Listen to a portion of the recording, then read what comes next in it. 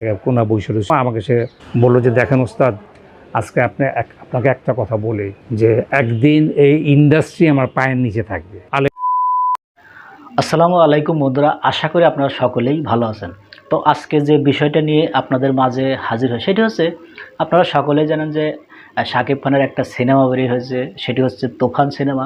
তো সেটি নিয়ে সারা বাংলাদেশে খুবই আলোচনা হচ্ছে যে তুফান সিনেমাটা খুবই ভালো হয়েছে, সকলে সেটির প্রশংসা করছে। বিভিন্ন হলের টিকিট পাওয়া যাচ্ছে না। তো এই সময় একজন, তিনি শাকিব খানের সাথে আগে কাজ করেছেন, তিনি মুখ খুলেছেন। তিনি বলছেন যে অনেক বছর আগেই বলেছিল শাকিব খান যে একদিন ইন্ডাস্ট্রি তার পায়ের নিচে থাকবে, এই ধরনের কিছু কথা তিনি বলেছিলেন, সেটা আজ সত্যি হয়েছে। তো চলুন আমরা তার মুখ থেকে সে কথাগুলো একটু শুনি।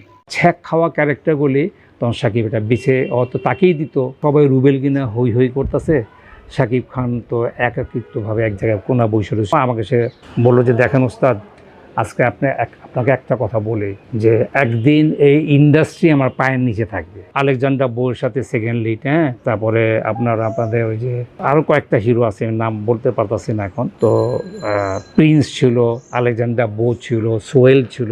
যে এদের সাথে যখন উনি কাজগুলি করছে তখন কিন্তু যে উনার চরিত্রটা উনাকে পাবলিক কিন্তু স্ক্রিনের মধ্যে তাকে বেছে নিছে ডে বাই ডে কিন্তু ওই ছেলেটা। এবং আমি এটাও খেয়াল করছি যে উনি সবসময় ছোটো ক্যারেক্টারটা হোক, আলেকজান্ডার বোর হয়তো বড়ো ক্যারেক্টার ছিল, কিন্তু সফট ক্যারেক্টারগুলি বা ছ্যাক খাওয়া ক্যারেক্টারগুলি তখন সাকিব এটা বেছে হয়তো তাকেই দিত, কারণ চেহারাটা তার স্মাইল ছিল খুব। এই জন্য তো ডাইরেক্টর প্রডিউসার তাকে ওই চরিত্রগুলি দিত আমি মনে করি। আর যেহেতু ডাইরেক্টররা কাকে কী পছন্দ করবে এটা আমরা বলবো না, আমাদের কল করে মেকআপ করার জন্য আমরা মেকআপ করি। কিন্তু ওই তখন থেকেই কিন্তু পাবলিক ওকে গিলা শুরু করছে। হ্যাঁ অবশ্যই, কারণ দেখেন শিকারি ছবির কথা বলি, আরিফ ইসমানিদের, যে আমি মেকআপ আর্টিস্ট ছিলাম তখন রুবেল এক নাম্বার হিরো, মানে ওদের বেল্ডের যারা, যে তখন দুই তিনজন হিরোর মধ্যে উনি রুবেলের ছবি চলা রিলিজ মানে 3 দিন খুব ভালো চলতো। তখন দেখা গেলো সবাই রুবেল কিনা হই হই করতেছে, শাকিব খান তো একাকিত্বভাবে এক জায়গায় কোনা বসে রয়েছে। তখন তার সাথে আমি ওই বারিন্দার মধ্যে বসে, ওপেল প্রবালের বারিন্দায় বসা গল্প করতাম, আমাকে সে দুঃখের কথাও বলতো।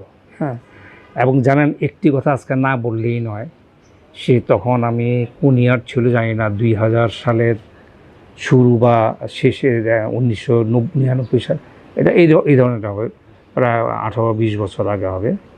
গোলাম করলাম, শিকারি করলাম, এরপর নায়ক পড়ছে দিয়ে, মান্নাকে দিয়ে। তখন আমাকে সে খুব দুঃখের সহিতই বলছে এবং বললো যে দেখেন ওস্তাদ আজকে আপনাকে একটা কথা বলি যে একদিন এই ইন্ডাস্ট্রি আমার পায়ের নিচে থাকবে। আমি তো ভাই এত বড় কথা তুমি বলতে ওকে দেখেন। তখন সে একটু অন্য ধরনের খুব ইমোশন হয়ে কিন্তু কথাগুলি বলছিল। আজকে তার সেই কথাগুলি আমি ভাবছি যে আমাকে নিয়ে মেকআপ রুম বা বারিন্দার মধ্যে এই কথাটি কিন্তু সে একদিন বলছে যে ইন্ডাস্ট্রি আজকে আমাকে দেখেন, আজকে এখানে আমি বসে রয়েছি, আমাকে দেখা গেলো যে এক্সট্রা খাওয়া দিচ্ছে না, বা আমি যদি স্মোক করি, ধরেন লুকায় খাই, আমি প্রোডাকশনের কাছে স্মোক ছেড়ে দেখা গেলো স্মোক দিতে না, পারমিশন নাই। তখন সে একদিন দুঃখ করে আমাকে এই কথাটা উল্লেখ করছে যে না, বসতে পারতো না, সে খুব রেসপেক্ট করতো সবাই। এবং আমি মনে করি এখনও সে সবাইকে রেসপেক্টই করে, কারণ আমি পুরনো মেকআপ আর্টিস্ট। তো দেখেন যে একটি কাজের জন্য তার কাছে গেছিলাম আমাদের সমিতির ব্যাপারে, যে আমরা 8-10 জন মেকআপ আর্টিস্ট গেছিলাম। তখন ওনার নিজের প্রোডাকশনের শুটিং হচ্ছিল, মালিক আছে ডাইরেক্টর। তখন সবুজ মেকআপ আর্টিস্ট আছে ওনার, পাসওয়ার্ড সাইট, ওই ইমন টিমনও ছিল বোধহয়। তখন ইমন বসা ছিল এমডি সাহেবের ইয়েতে, এই কনফারেন্স রুমে। তো আমি ঢোকার সাথে সাথে দেখেন সে তো এইভাবে এমনভাবে বসাচ্ছিল, বসরা যেমন বসে ওইভাবে বসাচ্ছিল। দেখেন আমি 4-5 জন মেকআপ আর্টিস্ট নিয়ে যখন ঢুকলাম, উনি জানে যে আমরা সাক্ষাৎ করতে আসতেছি, আপনি উঠে সে দাঁড়িয়ে গেল। তখন তো সে সুপারস্টার, তার ধারে কাছে তখন কেউ ছিল না। কিন্তু এখন তো ওয়ান ম্যান শো, তখন সে এই রেসপেক্ট দেখেন আমাকে যেখানে দাঁড়ায় গেলো, আমাদের সব মেকআপ আর্টিস্টরা বললো যে দেখেন উনি তো এখন সুপারস্টার, উনি তো বসেও থাকতে পারত। আসলে আমরা একটা রুমের জন্য গেছিলাম শাকিব খানের কাছে, যে আমাদের তুমি যদি একটু বলে দাও, আমাদের এফডিসি যে রুমটা তালা মেরে দিছে, একটা খুলে দিলে আমরা অনেকে ন্যাশনাল অ্যাওয়ার্ড পাই, 8-10 জন মেকআপ আর্টিস্ট আছে, রাস্তা রাস্তায় ঘুরি, এই এখানে ওখানে বসে থাকি, আমতলা জামতলায় দাঁড়া থাকি, বসে থাকি, তুমি যদি কেউ তো পারে না, তুমি আমাদের এই উপকারটুকু করো। তো সে আমাদের কথা দিয়েছিল, কিন্তু উনি কথাটা শেষ পর্যন্ত ভুলেই গেছে আর কি, যে আমাদের যে কথা দিয়েছিল। তো বন্ধুরা, আমরা স্ক্রিনে সে কথাগুলো শুনলাম যে তিনি বলেছিলেন অনেক বছর আগেই যে ইন্ডাস্ট্রি একদিন তার পায়ের নিচে থাকবে, তো সেটি এখন সত্য হয়েছে। তো বিশেষ করে শাকিব খান কিন্তু অনেক পরিশ্রম করেছে, বিভিন্ন অনেক ছবি করেছে।